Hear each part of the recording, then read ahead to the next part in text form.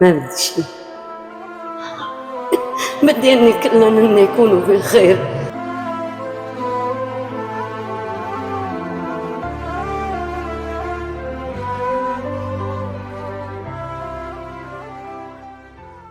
خالتي ام عبدو شلونك؟ الحمد لله رب شلون العالمين. صحتك؟ الحمد لله نشكر الله على طول رضاه. احكي لي عن وضعك هون بالمركز، ايش قد صار لك هون؟ ايش سبب والله تواجدك هون؟ والله انا صليت 8 سنين هون من فتحة دار السلامة. من 8 سنين فتحة. بالضبط. ايه. ايش يعني انت ليش موجوده هون؟ مالك حدا؟ احكي لي عن قصتك. انا عايشة طبعا لحالي هون بالمخيم، وعندي بنات تنتين هون جنبي تمام. ساكنين الحمد لله ما في يعني. اي حدا يطلع عليكم او لكم قرايبين هون؟ لا إن رب العالمين من وين الحمد انت لله. خالتي؟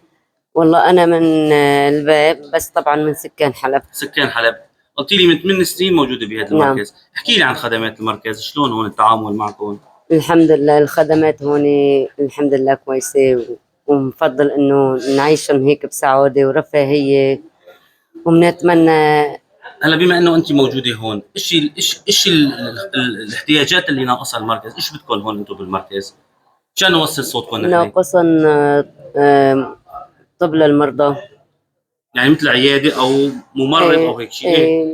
كمان ايش لأن مشان ناقصكم يهتم هون؟ فيهم، وناقصنا إنه مساعدات يساعدوا هالناس. مثلا في ناس بحاجة شوفة أهاليها، مقطوعين السبل مثل ما بيقولوا، مقطعين السبل في يعني. كثير حالات مو هيك؟ في كتير حالات، وفي ناس تتمنى بس انه تشوف اهلهم، يسمعوا صوت اهلهم.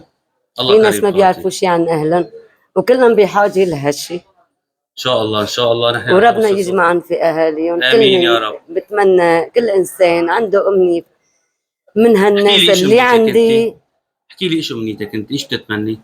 انا بتمنى ربي هيك يسوي حالي احسن من هيك، احكي لي ايش بدك. وساعدهم لكلهم. احكي لي ايش بدك انت. ما بدي شيء. بدي اني كلنا يكونوا بخير عايشين، ويطول بعمرهم، والمريض فيهم يشفيه، ان شاء الله خاطر ويدعوا الله لي جبار بالشفاء. الخواطر بالنهايه. طبعا ان انا شاء الله مريضة قلب، كمان معك. بتمنى دعواتهم، بس انا ما بدي شيء. بناتك وينهم هلا؟ حوالي ايش اعمارهم؟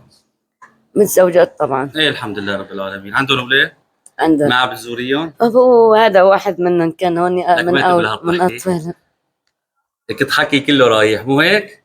الله جبار الخواطر خالتي. الحمد لله، بس بالرغم هيك انا سعيدة سعيدة سعيدة كثير معهم.